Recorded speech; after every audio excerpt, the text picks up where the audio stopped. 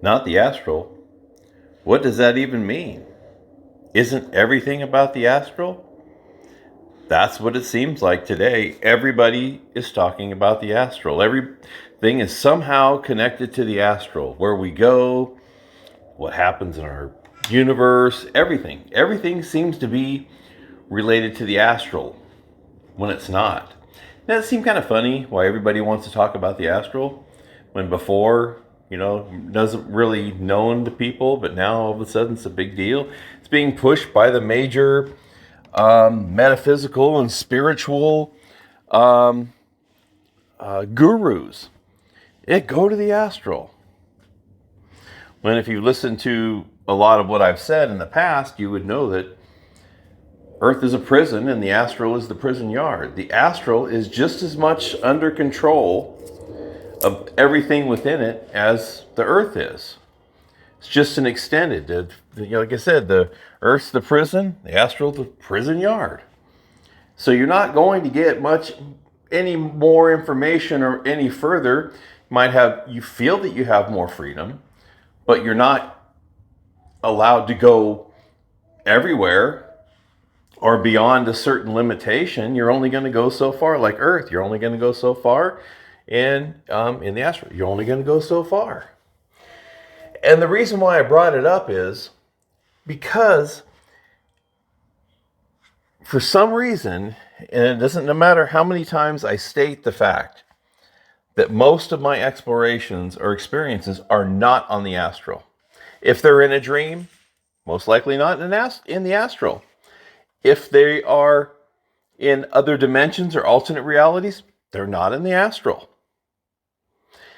I began with the want and desire to enter the astral. This is back in the late 80s. So it was much different back then. Knowledge base wise, that's all I knew. So that's where I started. That's where I began. But I went off in a completely different trajectory, a different direction. It wasn't the astral. I wanted to go there, but I was being redirected. So the astral is pretty much out of the picture for a long time. Here's dream state and astral. In the dream state, you're basically in a dream, most likely in your body. Now, I can tell when I'm in the astral and I can tell when I'm in a dream state. If I'm lucid within a dream and I tell myself I want to have an out-of-body experience, I feel myself being whisked out of my body into the astral. So I'm not in the astral. Somewhere in between usually. Then if I'm in a lucid dream and I'm conscious enough, I can move my fingers and toes, which tells me right off the bat I'm not in the astral. Because once your consciousness has connected in the spirit body, then you have no control over your body whatsoever, because there's no consciousness active in there. So anytime you can move your fingers and toes, you're not in the spirit body, in the astral. You're not astral projecting. It's impossible to do while you're actually physically in the astral. So that's how I know the difference. So most of my experience is dream state, and also other dimensions and alternate realities, which none of them are included in the astral. Now, in my opinion, it's probably more difficult now than it was in the past to get into the astral for myself. I know a lot of people complain about it, but what happens is they push something, but they make it more difficult for you to access it because it's become more mainstream. The astral and astral projecting and all the other things have become so much more mainstream, they can make it more difficult for people to get on there. Even though you're not going to get that far, they just don't want people to have full access to it, most likely. And because it used to be kind of a hidden thing. It used to be the if you were able to get on the astral, it was some big deal. Okay, because a lot of people didn't get on there, a lot of people didn't know about it, blah, blah, blah.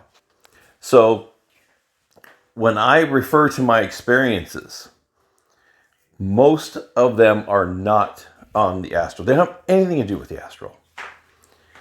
Because I was redirected. The whole purpose of me having these experiences obviously was a redirection away from the astral. And I'm glad it did happen. Because I got to experience so much more and to see so much more, and to not buy into the bullshit that has to do with all the manipulation in the astral. Not saying there's not manipulation in other ways, in other forms, in other experiences, but I was able to see it from a different perspective, a different viewpoint, and I didn't get caught up in this whole astral crap. So a lot of times people will say, oh yeah, how do I get on the astral? Or I can't do anything because I can't get on the astral. That's all wrong. When I produced that video, when I created the video, the solution, to give everybody the opportunity to understand what our situation is and how we can, a solution of how we can get out of it. That was the purpose behind my video, The Solution, to give everybody a solution. You don't have to get into the astral. No, has nothing to do with the astral.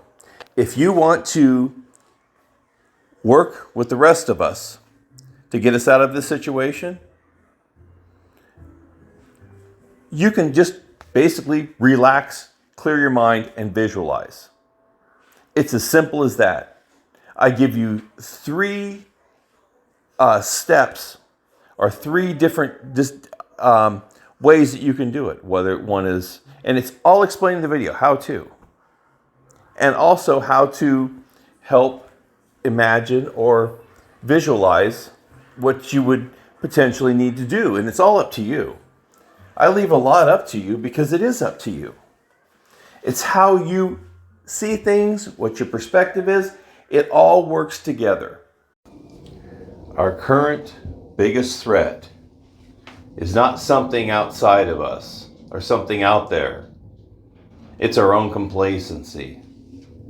That is our number one threat to us.